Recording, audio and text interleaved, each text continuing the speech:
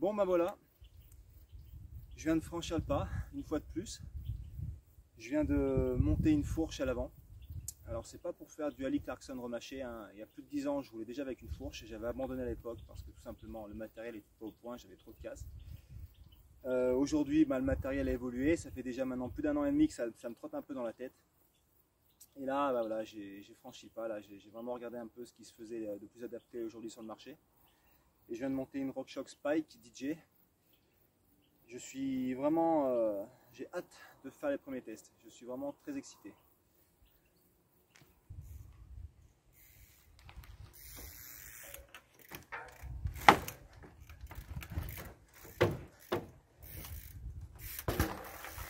Alors pour parler un petit peu de la géométrie du vélo, certes la géométrie est modifiée. Le vélo s'allonge de 5 mm. Au niveau du poste de pilotage, j'ai rabaissé une potence. Je suis passé de 35 degrés à 5 degrés, ce qui me permet de garder la même hauteur de guidon avec le sol. Le boîtier se retrouve surélevé de 2 cm. Qu'est-ce qui va se passer concrètement? Je ne sais pas encore. C'est pour ça que je fais les tests aujourd'hui. Pour l'instant, la position elle me semble plutôt agréable à voir.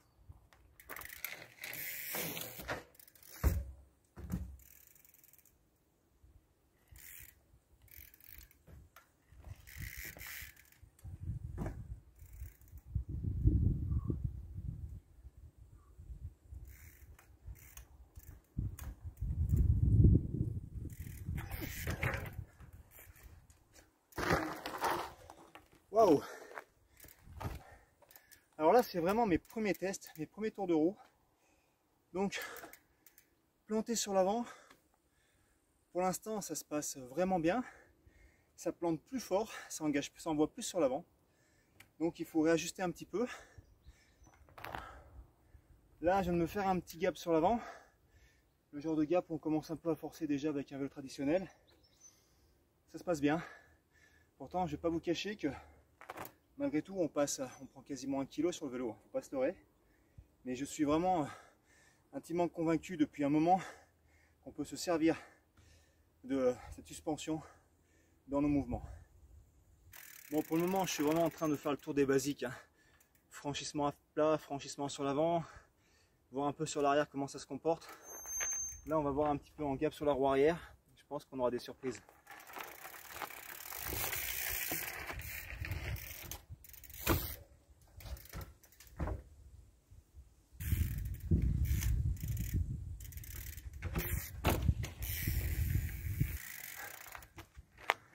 Bon là on va pas se faire d'histoire, hein. Je pense que ce sera moins bon. Je vais reculer un peu quand même.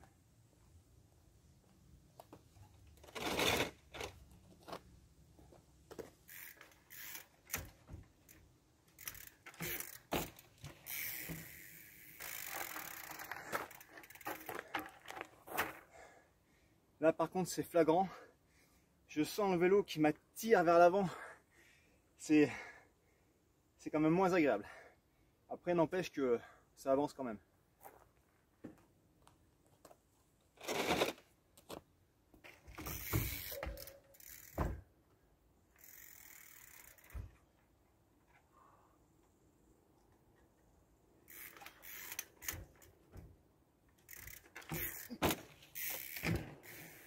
C'est pas mal. C'est pas mal. Bon allez, le nerf de la guerre. Extension pure latérale. Alors vous savez, avec un vélo de street, quand on arrive déjà à 1 m, 1,05 m, c'est des hauteurs qui sont importantes.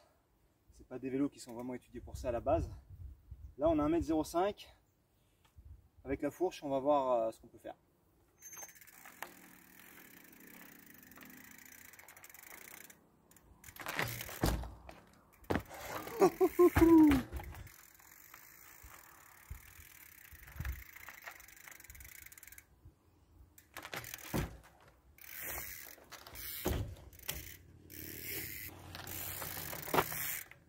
Étonnant.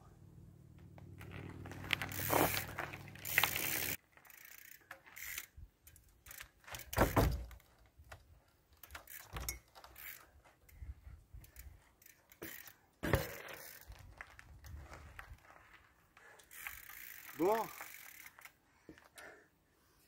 je savais que ça serait pas mal, mais là je suis vraiment surpris. Ça fait 20 minutes que je roule. J'ai pas encore mes marques, mais ça sent bon. Allez, franchissement pur, roue arrière, 1m10. Au revoir.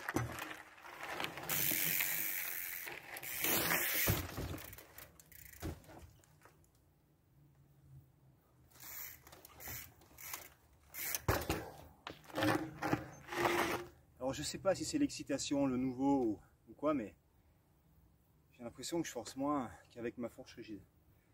Comme s'il y avait un renvoi là, un pop dès le départ là, qui te fait cabrer. Et on va pousser ça.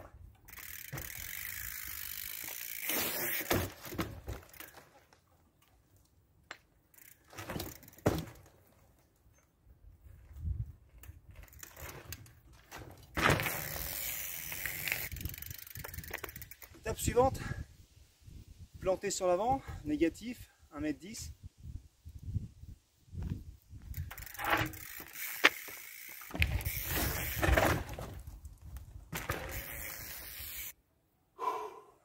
Faut que je rentre dedans.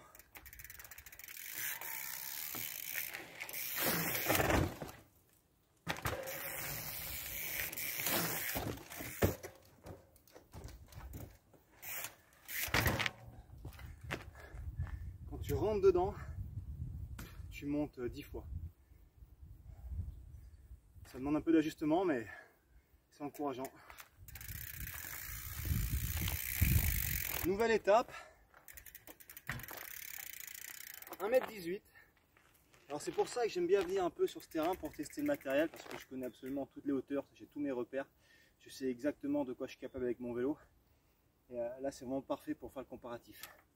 Donc là 1m18 négatif, bon, c'est des marches où il faut forcer de toute façon. Hein. Même avec un vélo traditionnel, il faut y aller, donc on va voir avec ça.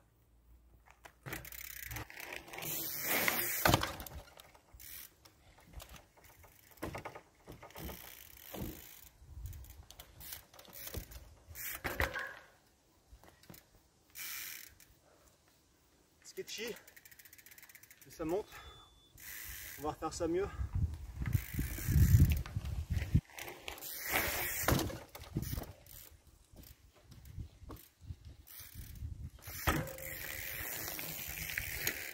Alors concernant les réglages de la fourche, pour l'instant j'ai encore rien fait. Je l'ai gonflé à 160 PSI avec un rebond assez rapide. Le débattement il est de 100 mm. Maintenant je vais essayer de monter à 180 PSI pour avoir un peu plus de jus. Ça, l'ajustement il se fera au fur et à mesure des entraînements.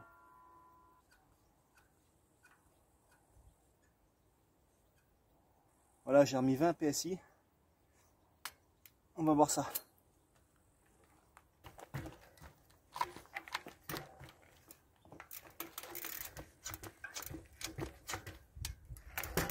Ça me plaît.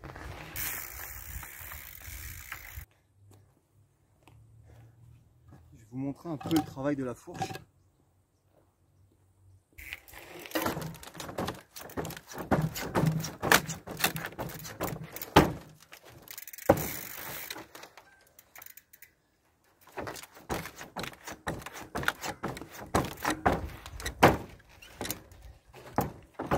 C'est exactement ce que je pense. Si on synchronise l'extension avec le rebond de la fourche, ça envoie tout seul.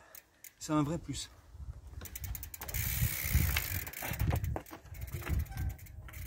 Bon là c'est un coup d'intox. 1m27.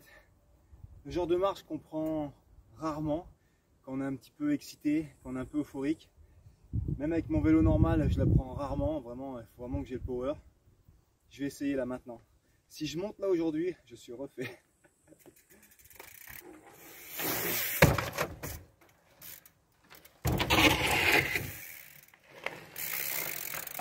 Bon là il y a un vrai problème. Premier test, je monte. Certes je monte mal, mais je monte. 1m27 avec une fourche qui fait 1,9 kg devant. Comme quoi j'ai raison, il y a un vrai truc à faire avec ça.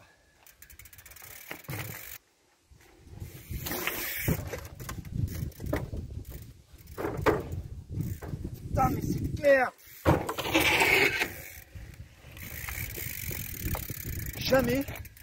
jamais j'ai monté 1,27 m aussi facilement.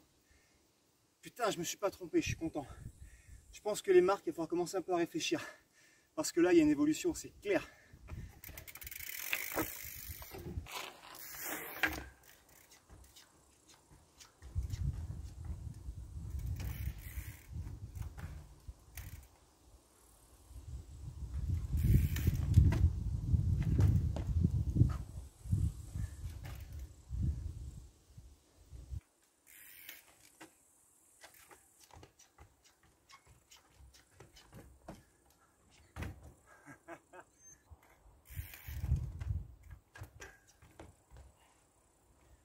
Je me retrouve trop sur l'avant.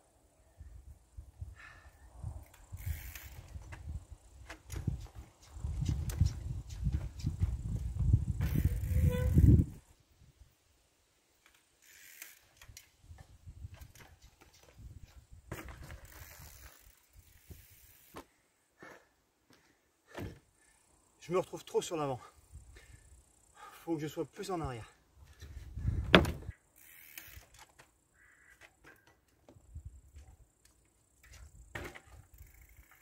Passant.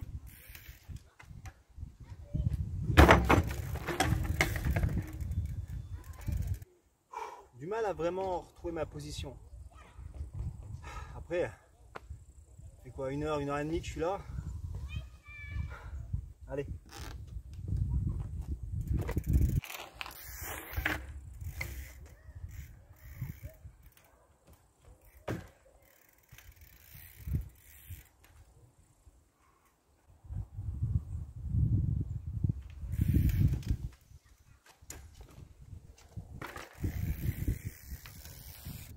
Petit à petit ça vient.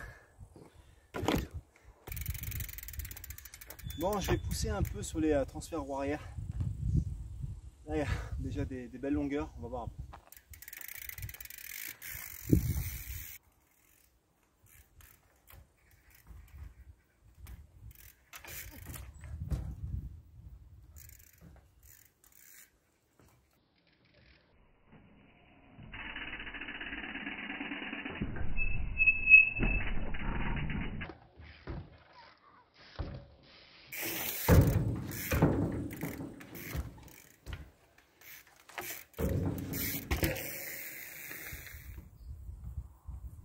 Conclusion, j'ai roulé 2 heures avec cette fourche, je ne reviendrai pas en arrière, ça c'est clair et net.